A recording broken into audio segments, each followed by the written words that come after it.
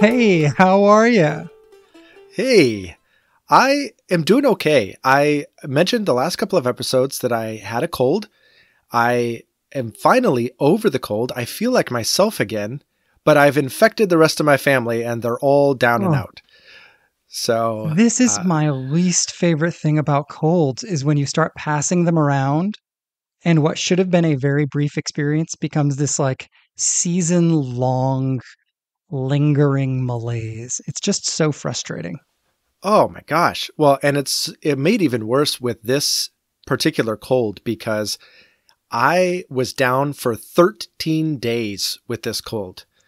And so the fact that everybody else is getting it as I'm getting better just means we have a whole month of this in our house. It's just awful. I'm so sorry. That's the worst. You just at least want it to overlap, right? Yes, right? Yeah, let's all just go down at once. We'll all come back. It'll be fine. Yeah, but how are you? I am doing really good. We went camping this weekend and had a blast and went to a concert and had a blast. And it was just a really low key, chilled out weekend. And that was a really good family experience. So I'm delighted to have had that weekend. Mm, that's good. That's soul restoring. It's amazing how deeply powerful just being in the woods is. Yep. I'm so grateful, even for the inability to charge our devices except for when we're driving somewhere. It just forces a limitation on the amount people are on their screens. It forces us to not have a plan and just to kind of float through the days. And all of that is really good for me. Wow, that sounds great. What a good weekend. Yeah, I was thrilled. But are you ready to dive into a very tough chapter with Miroslav Volf? Oh, man. I sure hope so. I'm actually, in some ways, looking forward to this conversation, in some ways, dreading it, both for the same reason. This was so hard. Just to give the listeners some insight into how this prep is going for us, we're each individually listening to the audiobook and saving clips as we go along, like, oh, that's important, that's important, that's important. And then I'm going back, I think you're doing a very similar thing, and taking all those clips and then translating them into highlights or underlines in the actual physical book. And then I'm taking those underlines and physically writing out an outline beyond that to capture all my notes and my thoughts and organize them. And so it's hours of prep, and I still don't know if I've got a full handle on this chapter. No, absolutely. And I say this particularly for our friends who are reading this with us. I feel like Miroslav Volf has the ability to let you get something out of every chapter, regardless of how deeply into the material you're going. So if you're just sort of skimming it once, if you're the person who's listening to this on 1.15 speed on Audible, that's totally okay. And you're going to get something out of it. If you're the person who wants to like listen to it twice and outline and all of that, you're going to get something else out of it. And so I love the fact that Volf can be read on a series of different levels, but I agree with you. I think the more I dig into each chapter and the deeper the level that I'm interested in going, the more I realize Volf has some deep and incredibly profound things to say, but his structuring of the chapter really takes some effort for me to follow. Hmm. And I think that's one of the big challenges for me is he's trying to articulate some very intentional, careful thoughts. And he's weaving some philosophical thoughts with some Bible thoughts into one thing, wrestling with a host of very complex and intelligent thinkers and trying to do all of that in order to get us all somewhere.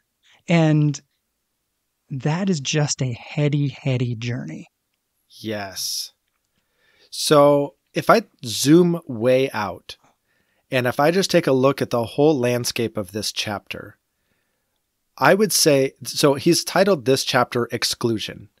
And this is his exploration of what it means to exclude, why we exclude, and what the solutions to our tendency to exclude really are.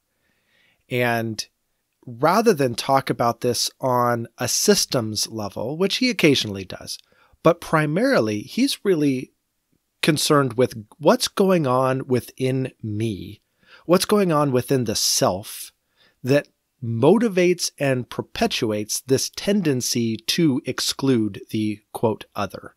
Mm-hmm. Is that a reasonable summary from your perspective? Yeah, absolutely. I think that's exactly it. It's why is there this tendency? What does that tendency look like? And what are the alternatives? Seem like the things he's wrestling with me. At some point, he uses this word dynamics of exclusion. And I really appreciated that. I think that's what he's wrestling with throughout the chapter is what are the dynamics at play here? Again, one of the great little moments that I absolutely loved was when he said that we are curiously unwilling to take a stand against evil. We are curiously non-resistant. And so he asks the question, why is that? But to back up, I think the first thing he really is trying to say is, as a culture, we claim to be inclusive and we are not. This was one of the things that I loved about the chapter. He did not rail against inclusion. In fact, I think he argues for a radical sense of inclusion. But what he does articulate is the false assumptions inherent within our culture about what inclusion means. And the tendency, and I see this a lot in the places that I spend my time, in my cultural space, I see this all the time. The tendency to push inclusion, inclusion, inclusion, inclusion. We just have to include more. We have to be open to more people. We just have to include, include, include. And he says, basically, there's two problems with that. One, we either inadvertently create new boundaries and new senses of what it means to be moral. And in this case, I would say the new boundary is anybody who is open and inclusive is the righteous one, and anybody who ever excludes in any way is the unrighteous one. So we've redefined what it means to be moral around this idea of inclusion. And he says, so there's one tendency is to inadvertently create a new boundary around who is in and who is out, who is the us and who is the them. And the other is the inverse, trying to escape that. And so therefore we knock down more and more and more boundaries all the way to the point of, well, then nobody lands anywhere. There's no boundaries whatsoever. We're all just kind of free floating and everything is permissible. There's no walls among anybody and everything is fine. And he says, like, both dangers are an absolute problem and they're inherent within this idea of inclusion, inclusion, inclusion. Yeah, absolutely. And as he gets ready to wrestle with this idea of, okay, what do we mean by exclusion? I don't know if it stuck out to you, but it stuck out to me that he offers us a test for a successful understanding of exclusion.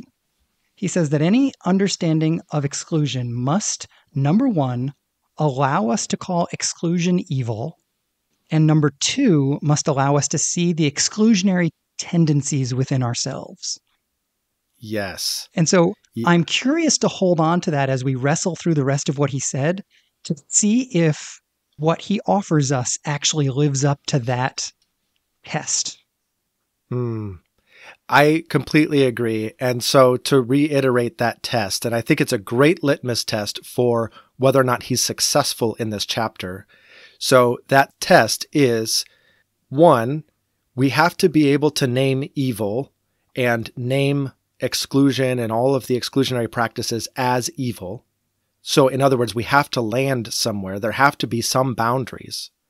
And two, those boundaries have to not blind us to our own evil and our own sinfulness. Is that an accurate summary? Yeah, absolutely. And I appreciated this. It's funny. I know I mentioned that this structure of this chapter was confusing to me, but in certain senses, it resonated a lot. When I was in high school, I was an avid debater, and the basic outline of every debate was the same. You state your thesis, you define your terms, you make your argument.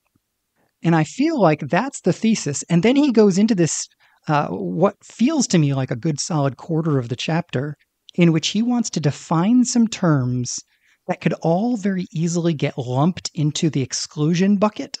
And he wants to differentiate them. One of which was differentiation, wasn't it? Yes, it was. That's what I was going to key into. I was like, oh, that's a perfect segue. You're looking for a Segi Award now. Ooh. I can hear the music behind me as I receive my Segi Award. But yeah. So what did you think of this terms segment that he did? Yeah, I really enjoyed it. You know, this idea of differentiation, I mean, this is really powerful in terms of psychology and counseling and stuff too. Each person needs to be their own individual person. That is an absolute must. We have to have an identity. We have to have an idea of what it means to be who we are.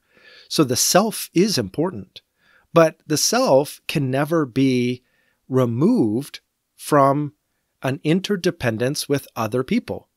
I depend on you as my friend to be part of what it means to be me. Part of who I am is I'm friends with Josh from Missouri.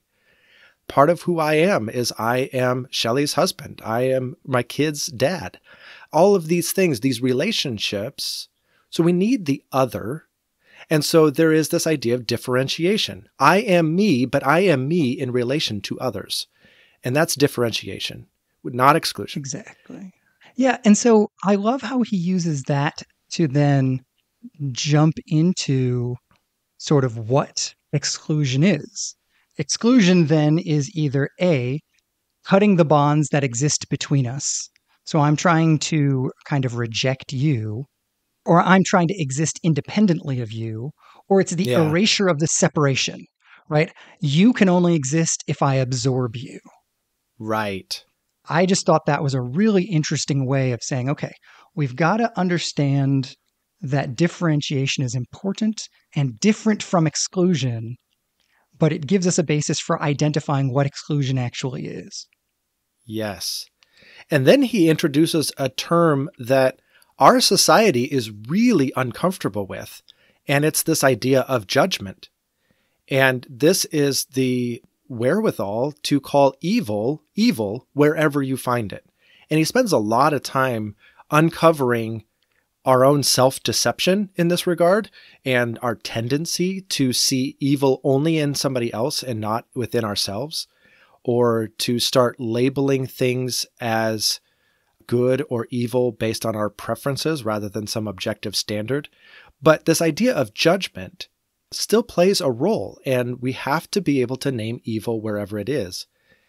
This is getting ahead of ourselves, but I feel like later in the chapter, he basically says that's what victims require. Victims don't require some kind of detached, almost ironic stance of, oh, isn't that interesting that we disagree? No, there's an objective standard, and what that person did to me was evil. Victims need people to stand up and say, no, that is wrong, period. And so there has to be some level of judgment. It's just required. Yeah, exactly.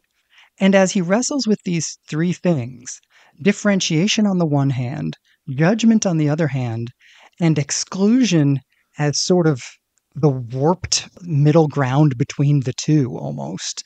I love the fact that he goes from there to then asking, okay, with all of that in mind, if that's how we relate sort of outside of ourselves, he then turns inward and says, okay, but how do I relate to myself?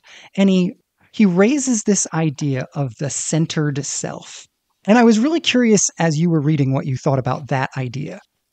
I loved this idea because he did some really important things in this section, and it's so central to who we are as Christians. And I feel like if we get nothing else right, we have to get this right, because our center, our very core of our identity as Christians is Christ. Christ has dethroned our own sense of self as the center and replaced it with himself. And as he talked about in the last chapter, Jesus is a self-giving Messiah. That is the type of God that we serve, is this idea of self-donating or self-giving.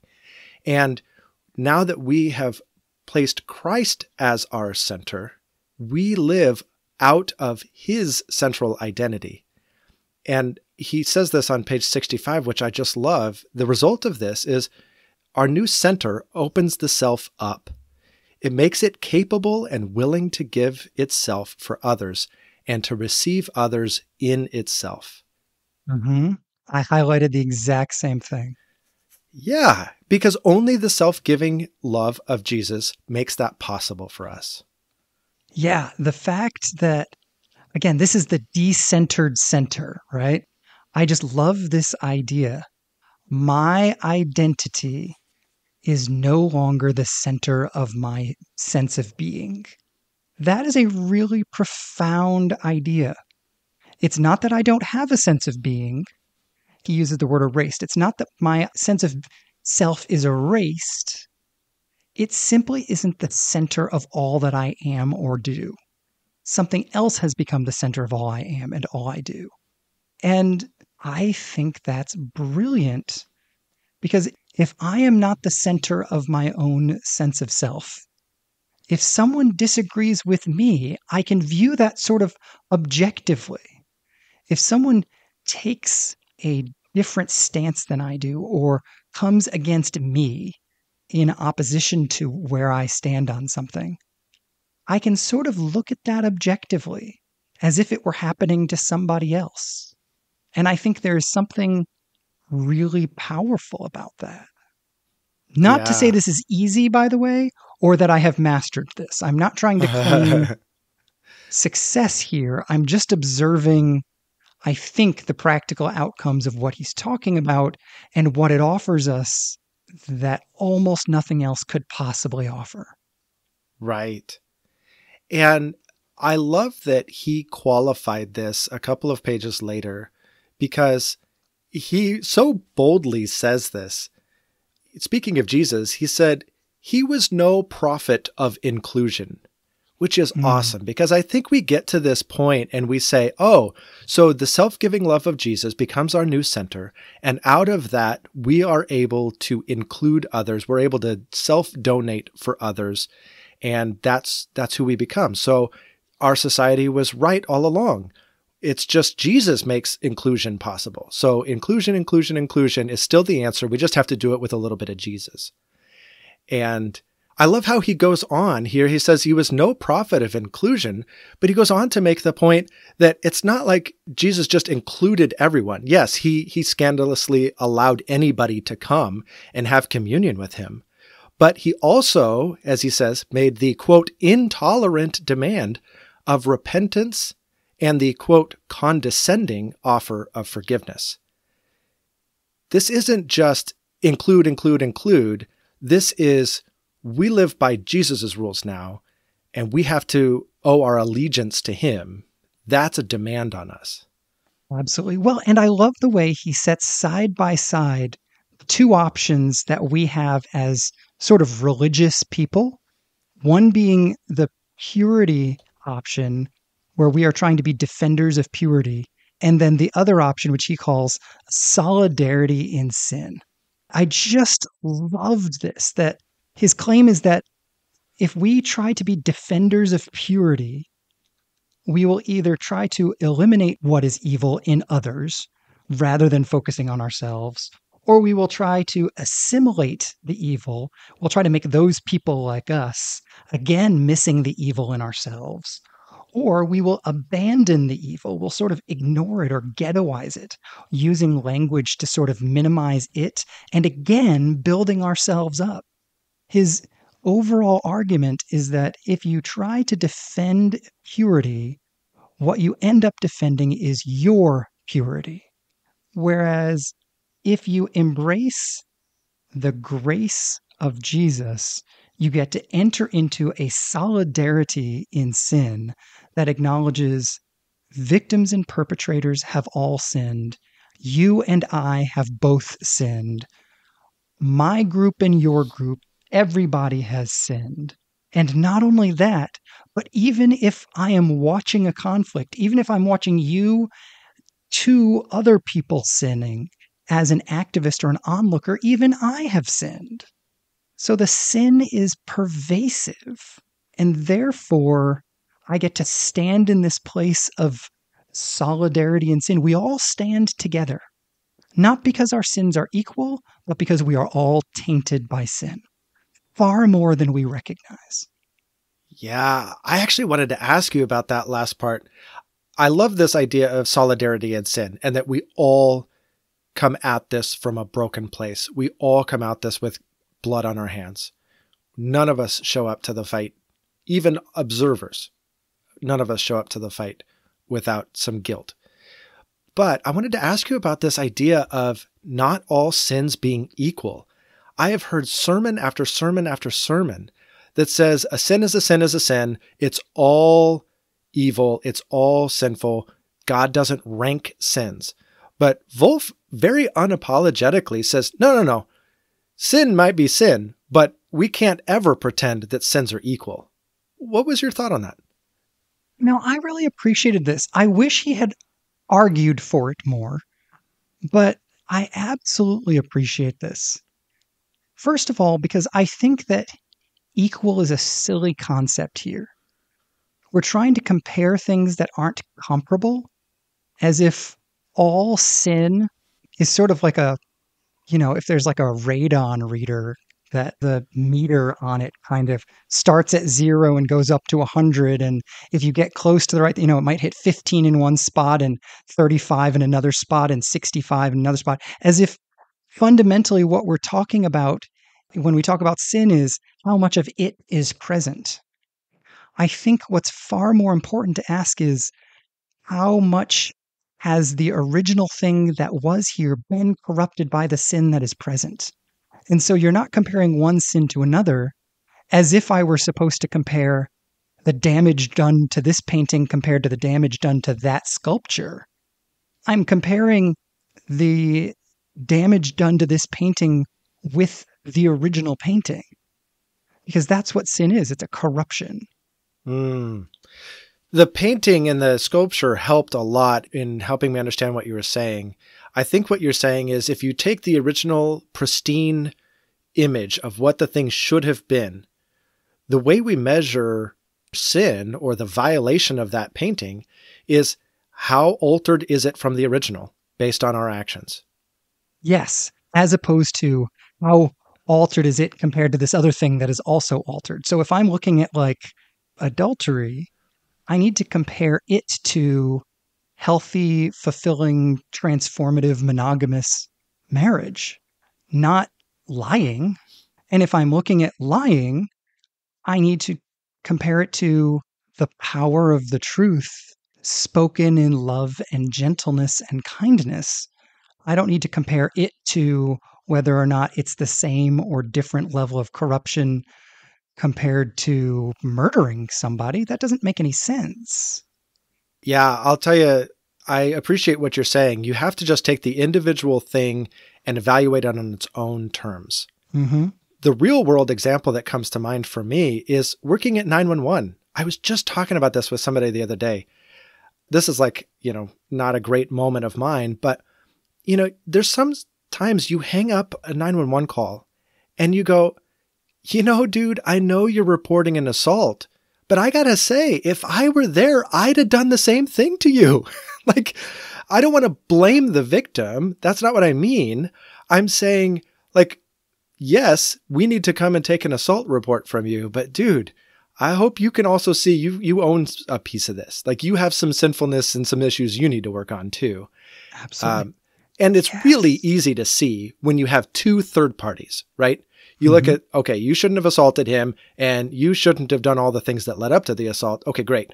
We understand that. But when we have to like turn the mirror inward and evaluate our own stuff that we're often blind to, that I think is what Volf is really trying to hammer home in this chapter. Mhm. Yeah, this is where I think he gets into some of the systemic comments about the world in which we live that I found to be honestly the most heavy stuff in the chapter. At one point, when he's talking about the systemic reality of sin, he says, there is a background cacophony of evil that permeates our institutions, our communities, our nations, even whole epochs. And our very selves have been shaped by the climate of evil in which we live. Evil has insinuated itself into our very souls and rules over us from the very citadel erected to guard us against it. That is Yes. heavy and honestly a little scary. I found that whole section to be scary as well, especially when we start naming all of those forces and those so-called Mhm. guardians of our society that play a role in this. He puts quotations around every single one of these titles, but he calls certain groups historians that go back and tell us a beautiful picture of what used to be and what we're clearly losing out on now. Mhm. And quote economists who come in and say, "Oh, look at all the things that we stand to lose financially because of this situation." And you have political scientists that bring their slant and cultural anthropologists that bring their slant.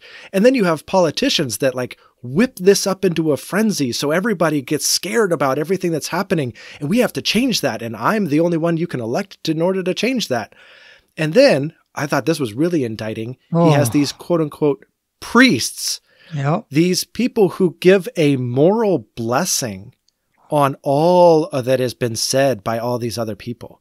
And they kind of bring God into it. They slap God's approval on all of this rhetoric. And now we have all the pieces working in concert.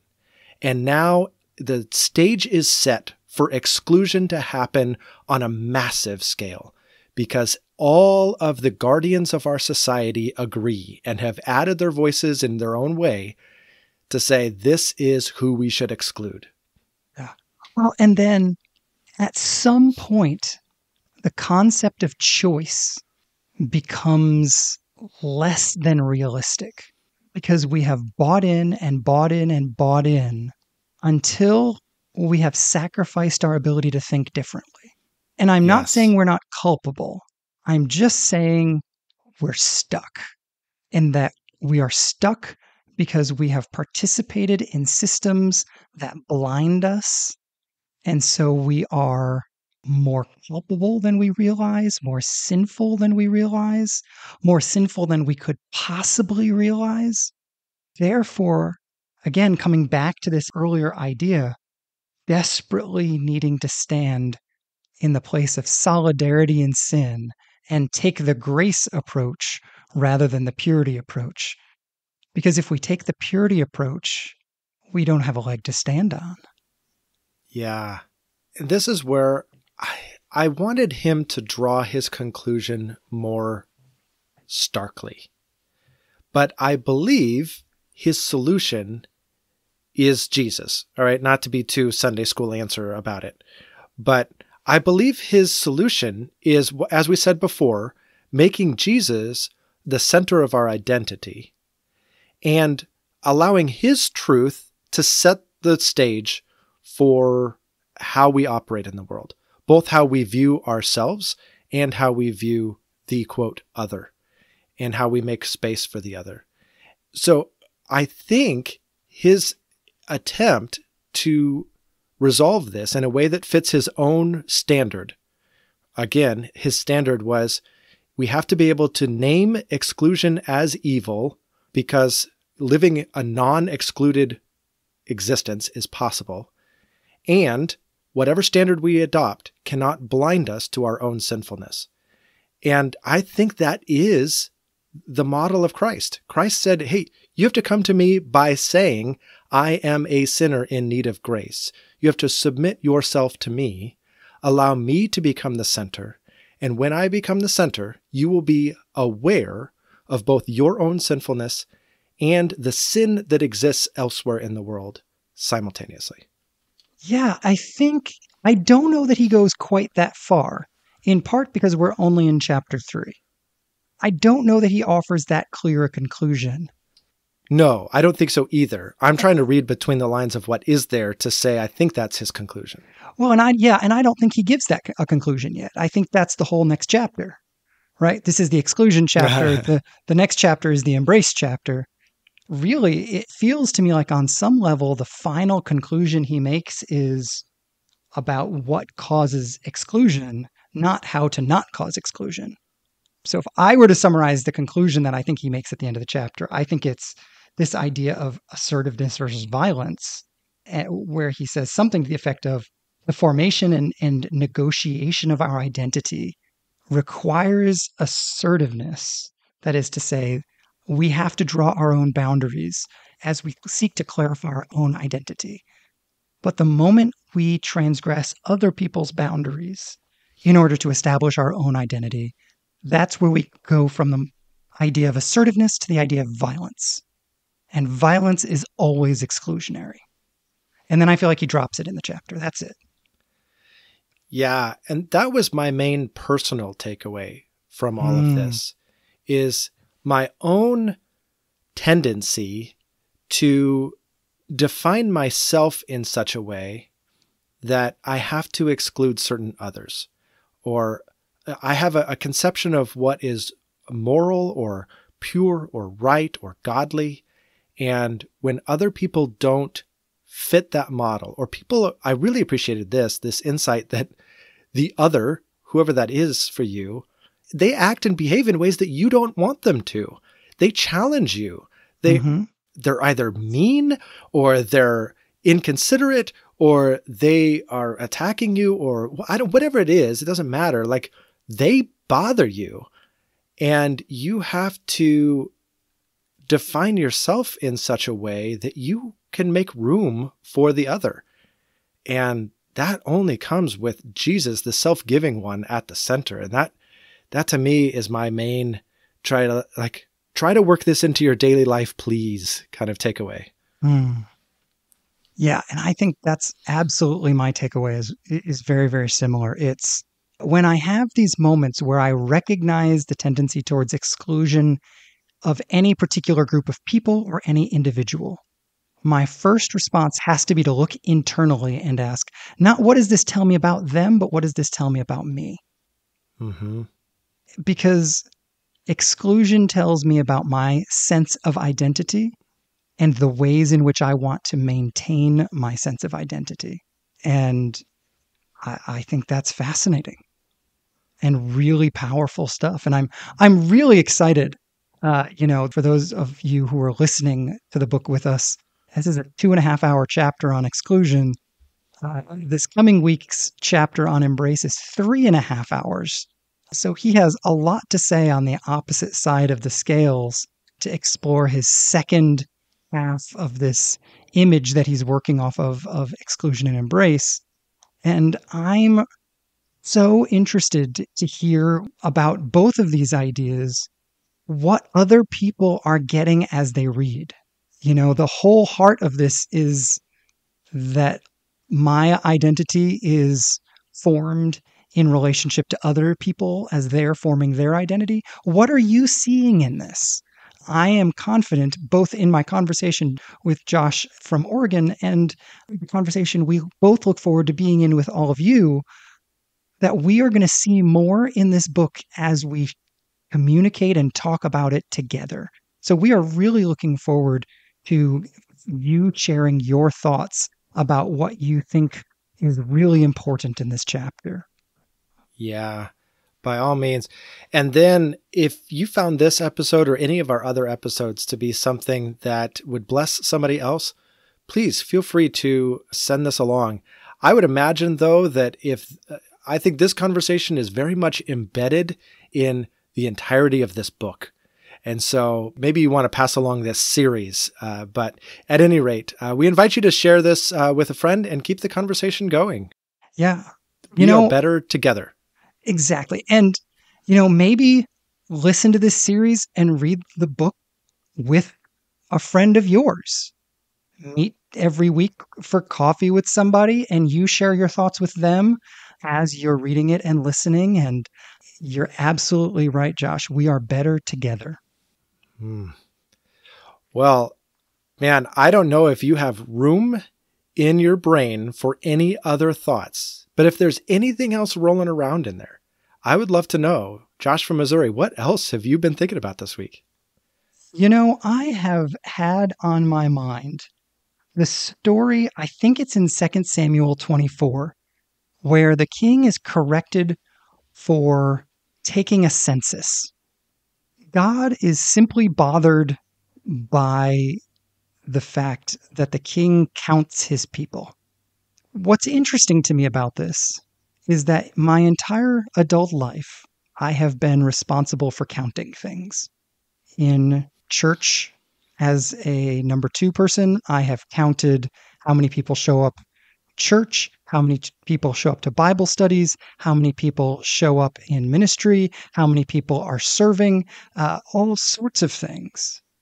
On our podcast, we count very regularly how many people listen to the most recent episode that's launched. We culturally subscribe to this idea that you measure what matters.